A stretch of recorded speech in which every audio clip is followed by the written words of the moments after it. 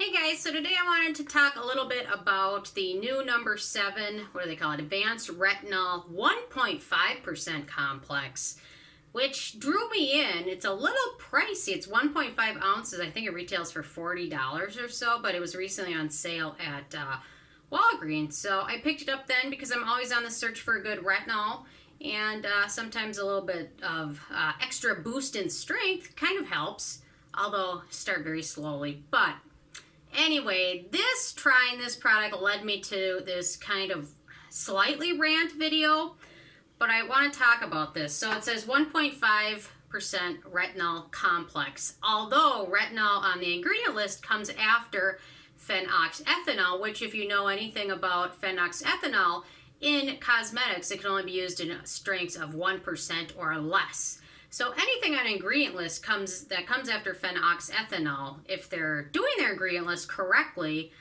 would be less than 1%.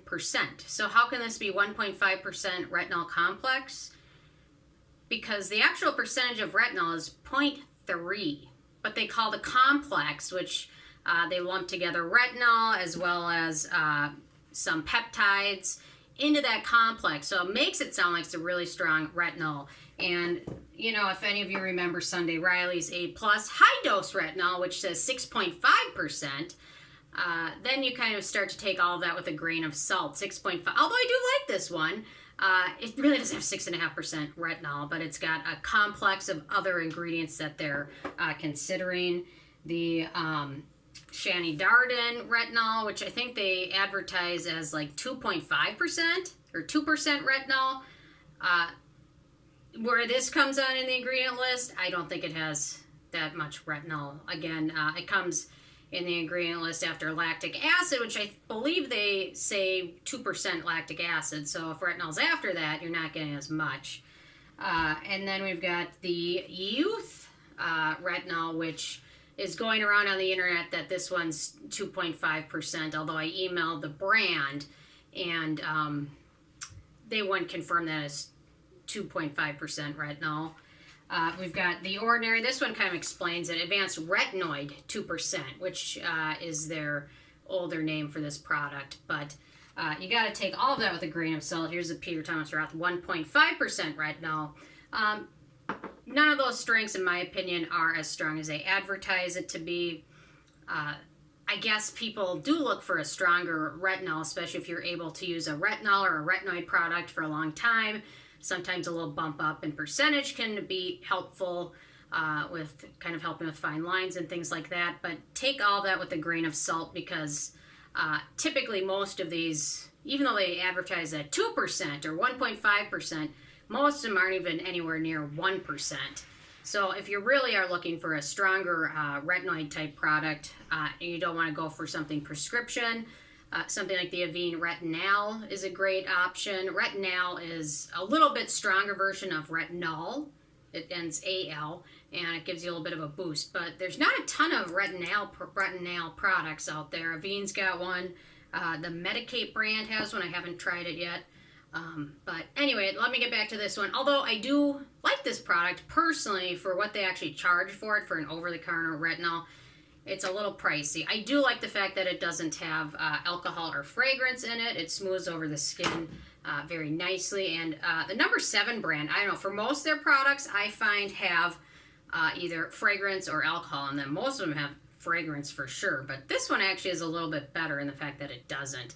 And I do find it nicely hydrating. It smooths over skin nicely, but don't think you're getting 1.5% retinol. I'm really sick of that advertising because a lot of people that don't know much about it don't really understand, or maybe you think the brand is telling you the truth and it is that percentage, but I think a lot of people would be quite irritated if they were using a retinol that's like 6.5%.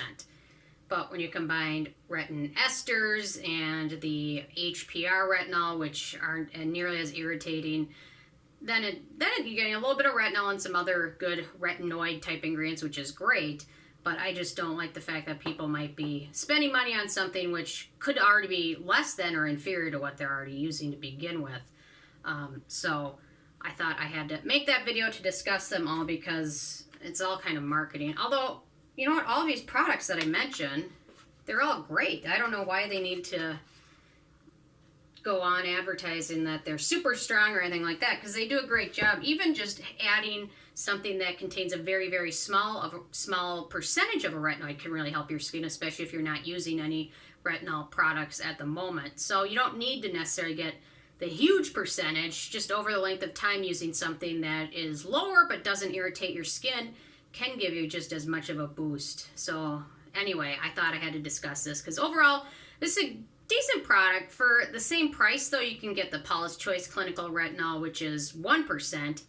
And in my opinion, that's one of the best retinol products on the market, just because it contains a lot of good skin-soothing ingredients and antioxidants that your skin needs.